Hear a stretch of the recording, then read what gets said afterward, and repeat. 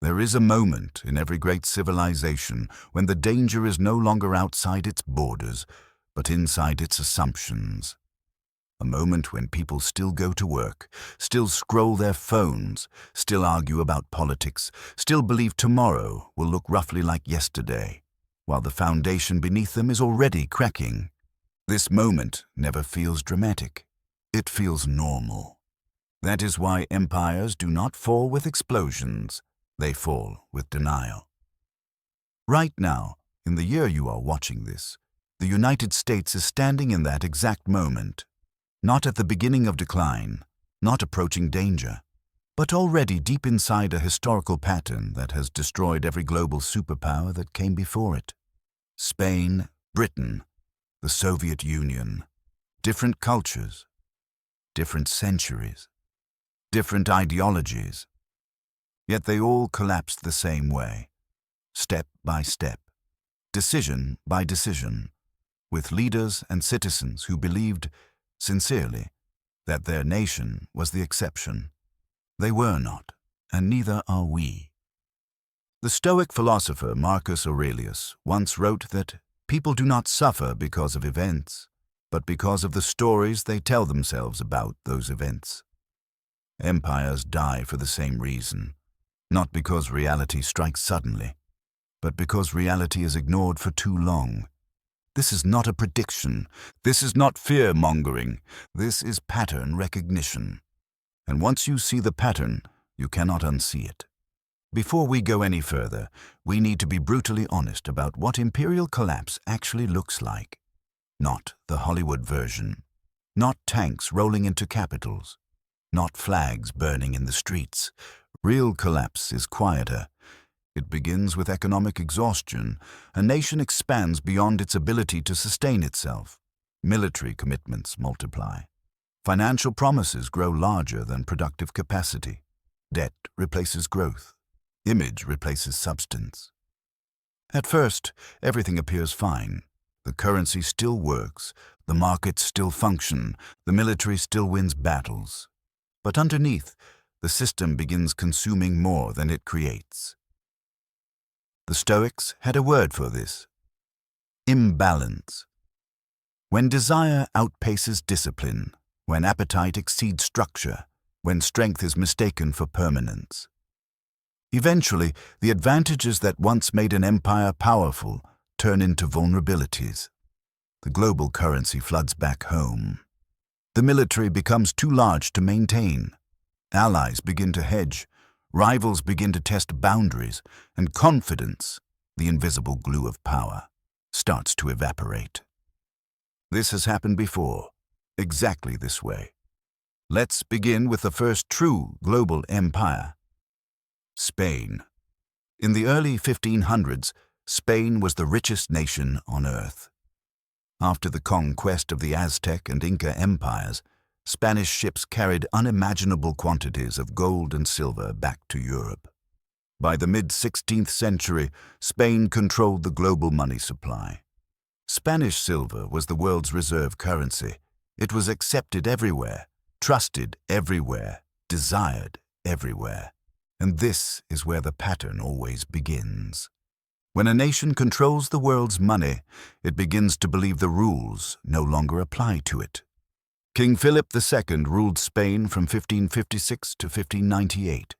He commanded more wealth than any monarch before him, and he spent it relentlessly, not on building a resilient economy, but on projecting power.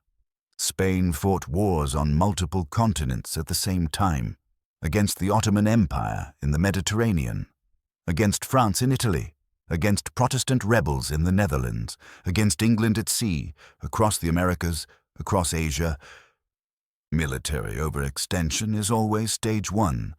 Half of Spain's national revenue went directly to war, and even that was not enough. So Spain did what failing empires always do when reality collides with ambition. They debased their currency.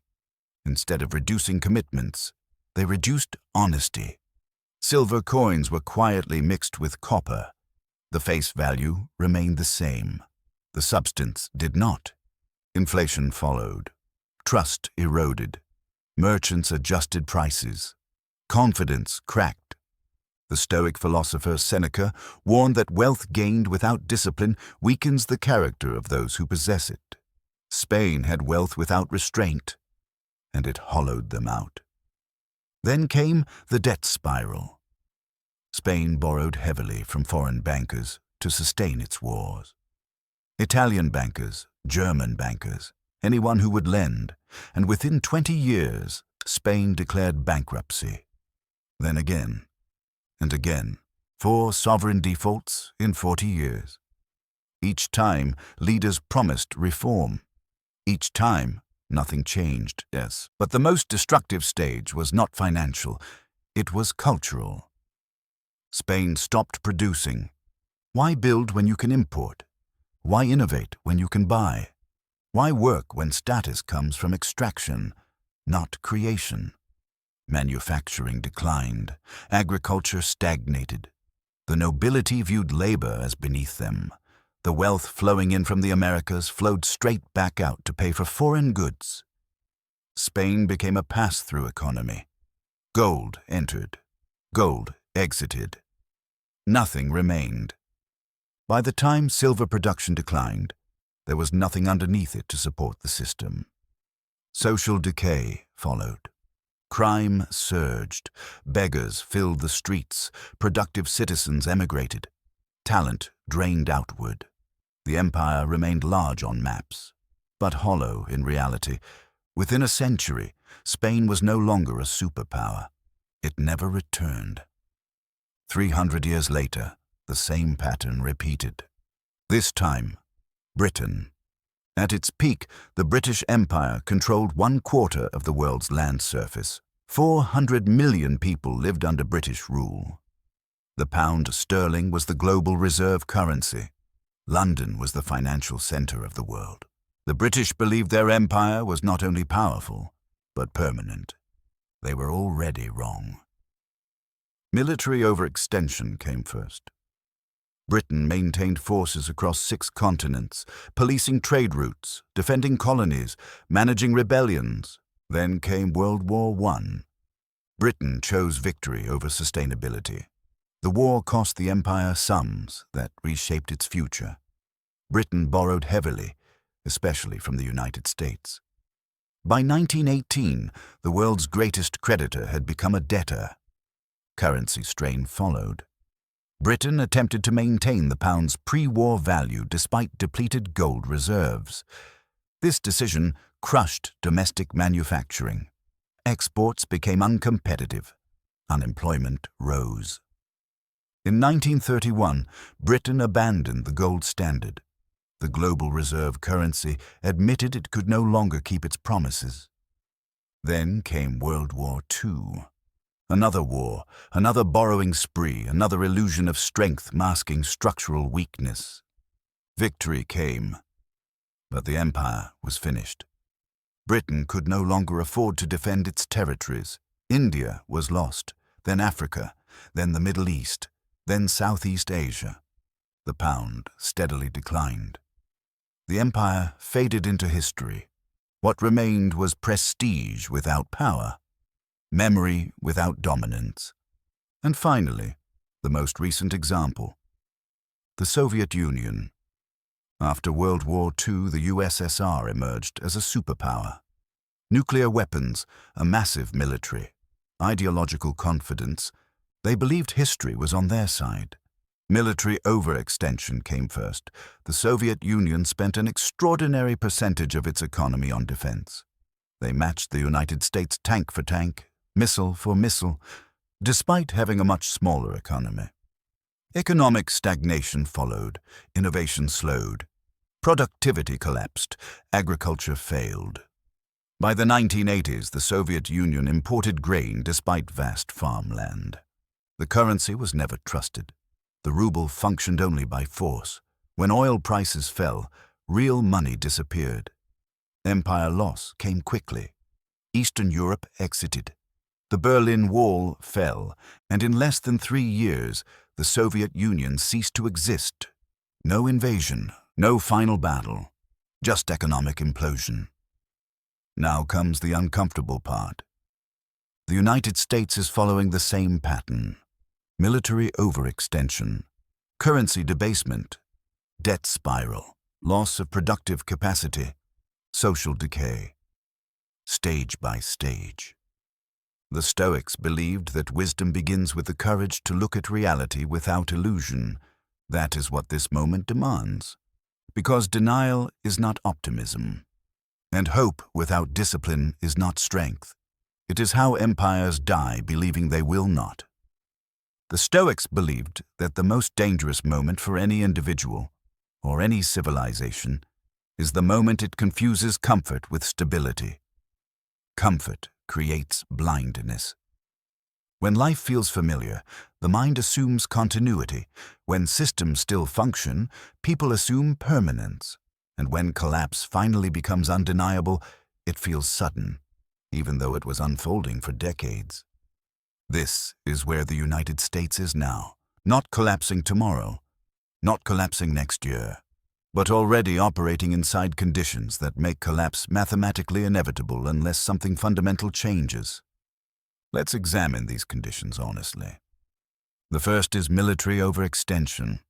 The United States maintains military forces or security commitments in more than 100 countries. We operate hundreds of overseas bases. We guarantee the defense of Europe through NATO. We guarantee Japan, South Korea, the Philippines. We patrol the Middle East. We counter Russia. We counter China. This is not strength. This is obligation. Every empire that collapsed believed its global presence was proof of power. In reality, it was proof of strain. The Roman philosopher Epictetus taught that freedom is not having more, it is needing less. Empires collapse when they forget this lesson. America's military budget now exceeds that of the next several nations combined, yet readiness is declining. Recruitment is falling. Equipment is aging. Logistics are stretched. The illusion of dominance remains, but the margin for error is gone. If multiple crises erupt simultaneously, the system breaks. That is not speculation, that is arithmetic. The second condition is currency debasement. The US dollar was once restrained by discipline. That discipline ended in 1971. Since then, the dollar has been backed not by scarcity, but by confidence. Confidence is powerful, but fragile. Over the past few decades, the money supply has expanded at a pace unmatched in American history.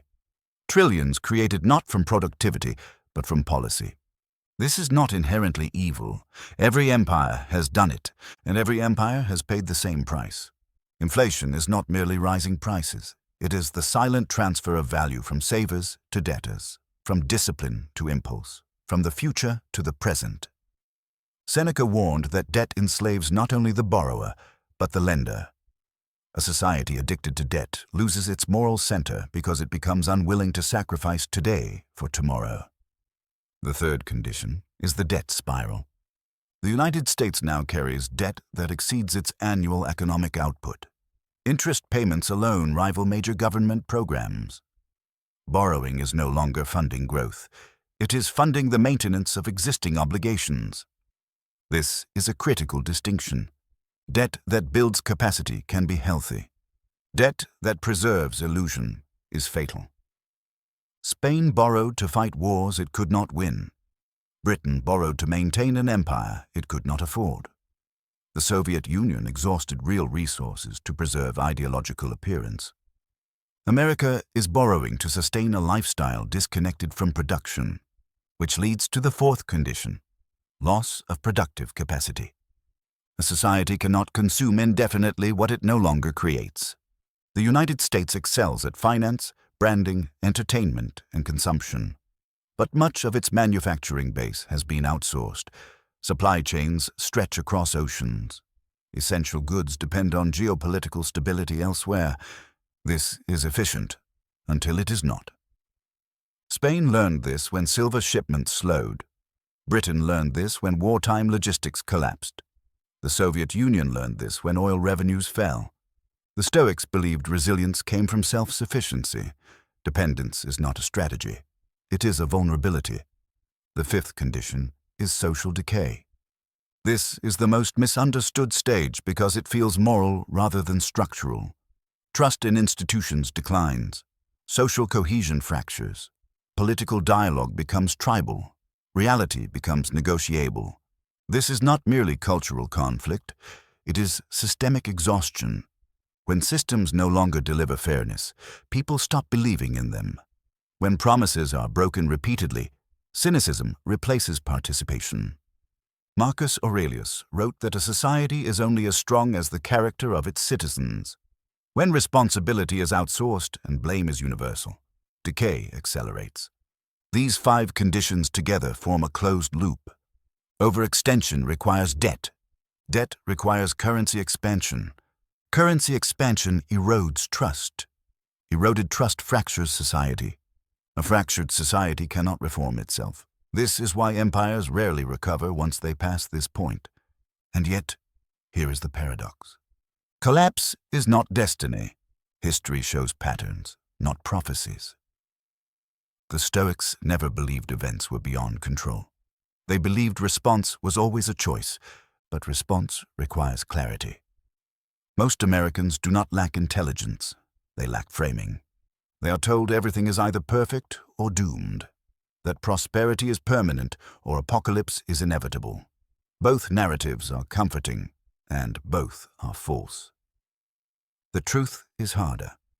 The truth is that civilizations do not die from one decision, but from thousands of small refusals to accept discomfort. Refusals to cut spending, refusals to simplify commitments, refusals to tell the truth about limits. Stoicism teaches voluntary hardship as a form of strength, to occasionally live with less so that you are not enslaved by more. Empires do the opposite. They choose comfort until comfort becomes weakness. Now consider this question carefully. If you remove the US dollar's reserve status, what remains? Reserve currency privilege allows America to import goods cheaply, finance deficits easily, and delay consequences. It is not permanent. No reserve currency ever was. When that status erodes, reality accelerates. Foreign holders reduce exposure. Trade bypasses the dollar. Inflation returns home. Living standards adjust downward. This is not collapse in a single year. It is collapse as a lived experience. A little more stress, a little less certainty, a little less opportunity for the next generation. Most people do not notice until they look backward and realize how much has changed. The Stoics taught that decay is obvious only in retrospect, unless one trains the mind to observe honestly in the present. That is the purpose of this reflection. Not fear, not despair, but awareness. Because awareness creates choice. The United States still possesses immense advantages: geography, innovation, human capital, cultural influence, natural resources. But advantages unused decay into liabilities. Rome did not fall because it lacked strength. It fell because it could no longer govern its strength wisely. The question is not whether America is powerful. The question is whether it is disciplined. Stoicism offers no guarantees, only responsibility. Responsibility begins with truth, and truth begins with the courage to say, we are not immune, we are not different, and the pattern applies to us. Whether the final chapters resemble decline or renewal depends not on politicians alone, but on cultural character, on whether people choose comfort or resilience, illusion or clarity, consumption or creation. Empires fall when citizens outsource responsibility. They endure when citizens reclaim it. There is a mistake people make when they study the collapse of civilizations. They treat it as something external, as something governments do, as something leaders cause. The Stoics understood something far more uncomfortable. Civilizations do not collapse because of bad leaders. They collapse because of average citizens who stop demanding excellence from themselves.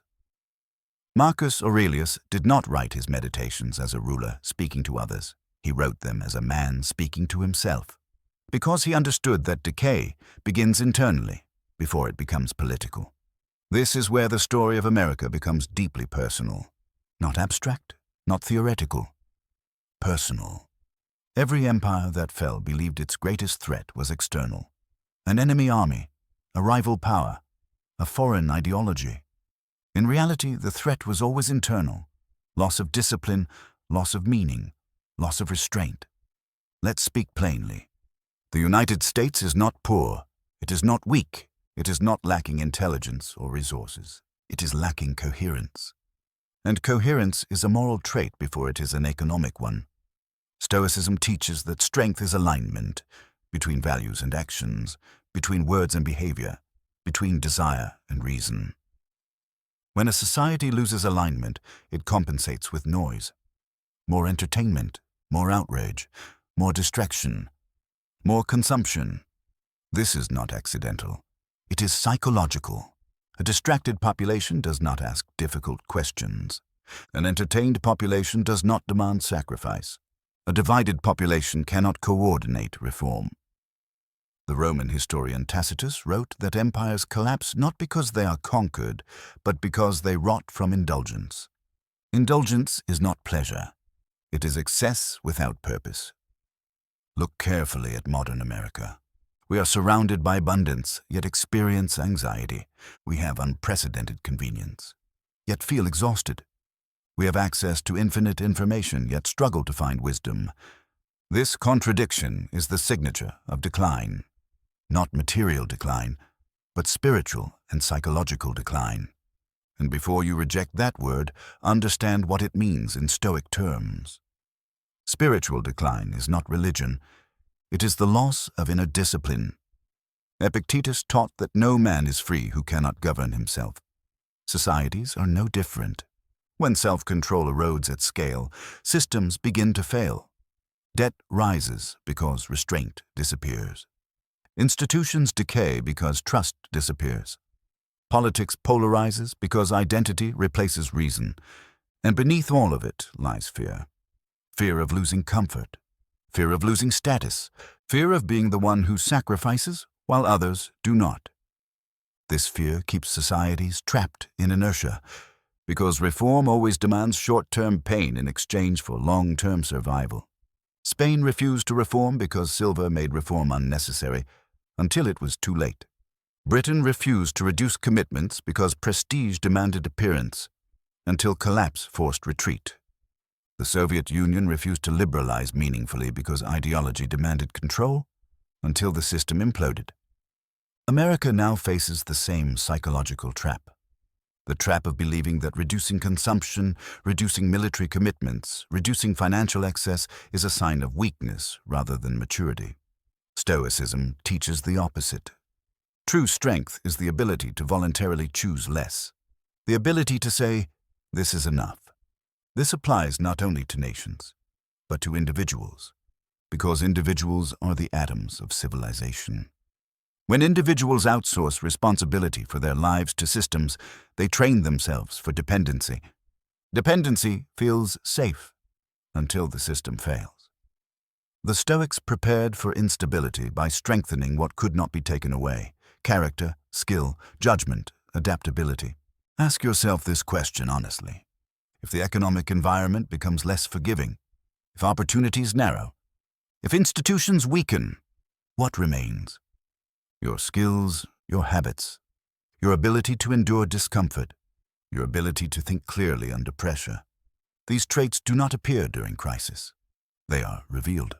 A society of resilient individuals can survive enormous shocks. A society of dependent individuals collapses under moderate stress. This is why the future of America is not determined solely by debt charts or geopolitical strategy. It is determined by culture. Culture is behavior repeated at scale. Do people save or consume? Do people build or extract? Do people learn or distract themselves? Do people accept responsibility or assign blame? These questions matter more than any election. Marcus Aurelius warned that people become like the things they admire. When a culture admires fame over excellence, ease over mastery, comfort over meaning, it engineers its own decline. This is not moral judgment, it is cause and effect. And yet, this is the part most people miss. Decline is not uniform. Even in collapsing empires, there are individuals who rise. Even in decaying systems, there are pockets of strength. Rome collapsed, but Stoicism survived. Spain declined, but individual excellence continued. The Soviet Union fell, but millions adapted and rebuilt their lives. History does not crush everyone equally. It favors the prepared. The Stoics never promised safety. They promised agency. Agency begins with rejecting the lie that the individual is powerless. Yes, you cannot control monetary policy. Yes, you cannot control global geopolitics. Yes, you cannot reverse decades of institutional decay alone. But you can control how dependent you are on fragile systems. You can control how disciplined your mind is, how resilient your habits are, how adaptable your skills are. This is where philosophy becomes survival strategy. In times of abundance, Stoicism feels unnecessary. In times of decline, it becomes priceless. The future likely holds volatility. Not apocalypse, volatility.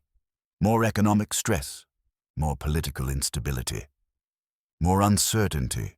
The question is not how to stop this entirely. The question is how to meet it without breaking. Seneca wrote that we suffer more in imagination than in reality, but imagination becomes reality when untrained. A calm mind sees opportunity where a panicked mind sees catastrophe. Empires collapse loudly on television, but quietly in daily life, through slower mobility, reduced opportunity, lower expectations for the next generation. Those who recognize this early do not despair. They adapt. They build skills that travel across systems. They reduce unnecessary dependencies. They cultivate health, competence, and judgment. They become anti-fragile. And here is the final uncomfortable truth of this section. America does not need to be saved by a single leader or movement. It needs a cultural reorientation toward responsibility, restraint, and excellence. That begins privately before it becomes public. Stoicism is not pessimism, it is preparation, not fear, but readiness. History does not reward those who demand comfort. It rewards those who accept reality early and respond wisely. The American era may be transforming, but transformation is not the same as extinction. What emerges depends on who is prepared to carry what matters forward. There is a quiet moment that arrives near the end of every great historical cycle. It is not marked by sirens or speeches. It does not appear on headlines. It happens internally, when a civilization begins to sense that the future will not feel like the past. This moment is not tragedy. It is reckoning. The Stoics believed that every ending carries within it a test of character, not a test of optimism, but of honesty, not a test of belief, but of behavior. America is approaching such a moment, not the end of existence, but the end of illusion. The illusion that prosperity is automatic. The illusion that growth is guaranteed. The illusion that history somehow exempted this nation from the laws that governed all others. What history teaches us, without exception, is that power without discipline erodes, wealth without restraint dissolves, and freedom without responsibility consumes itself. This does not mean collapse is inevitable. It means that transformation is unavoidable. The only unanswered question is whether that transformation will be deliberate or forced. The Stoics made a crucial distinction between what happens to us and how we meet it. Fate, they believed, presents conditions. Character determines outcomes. In every collapsing empire, there were two types of people: those who clung to the old world, demanding it return, and those who quietly prepared for the new one. The first group always suffered the most. They spent their energy arguing with reality, blaming enemies, waiting for restoration. The second group adapted. They reduced dependence. They sharpened judgment. They built value that did not rely on fragile systems. They understood something fundamental. When systems weaken, individual competence becomes more valuable, not less. When institutions fail, trust shifts from structures to people. This is why Stoicism resurfaces during periods of decline, not as philosophy for comfort, but philosophy for endurance. Marcus Aurelius ruled during plague, war, and instability. He did not pretend things were fine. He did not demand certainty. He demanded virtue. Virtue, in Stoic terms, is not moral perfection. It is functional excellence, acting in alignment with reason, choosing long-term stability over short-term relief.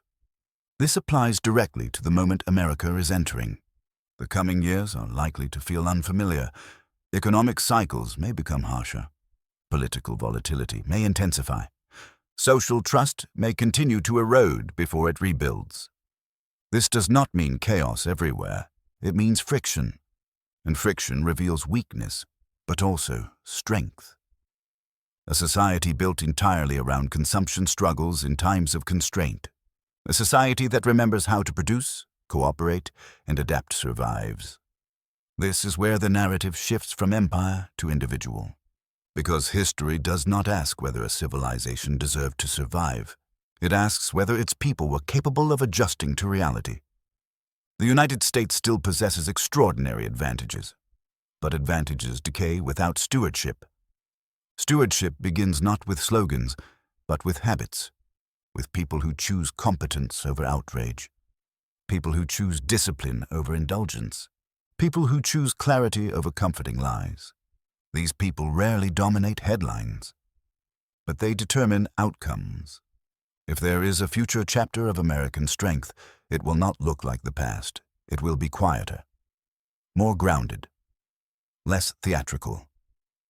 It will be built by people who understand limits and therefore respect them.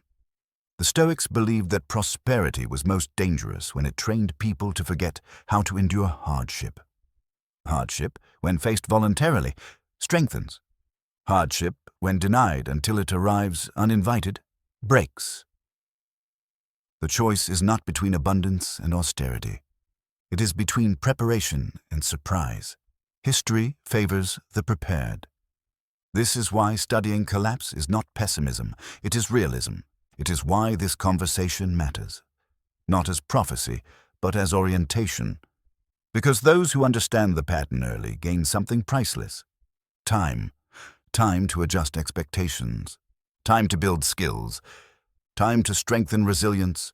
Time to think clearly while others panic. Empires fall loudly in retrospect, but quietly in real time. The real signal is not disaster. It is normalization of decline. And normalization is broken only by awareness. If you have followed this reflection to the end, it likely means something important. It means you sense that surface narratives are insufficient, that the future deserves deeper thinking, that history, philosophy, and psychology offer guidance modern politics cannot. That instinct matters, because thoughtful people are rare in times of transition, and necessary. If this reflection resonated with you, not emotionally but intellectually, consider staying connected to this channel, not as a gesture of loyalty, but as a continuation of inquiry. Ideas only matter when they are examined together. If you believe these reflections are worth preserving, a simple signal helps them reach others who think the same way.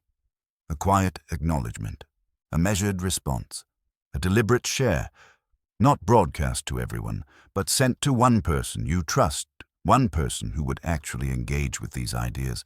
And if you choose to leave a comment, make it thoughtful. Not agreement, not applause, but contribution. Because meaningful dialogue is how clarity spreads. Slowly, intelligently, without noise. This work exists not to alarm, but to prepare. Not to divide, but to sharpen. Not to predict collapse, but to help individuals remain standing, regardless of what history delivers. The Stoics believed that the purpose of philosophy was not to explain the world, but to help people live well within it. That purpose remains. History is moving. The pattern is unfolding. The question is no longer whether change is coming. The question is who will be ready when it arrives.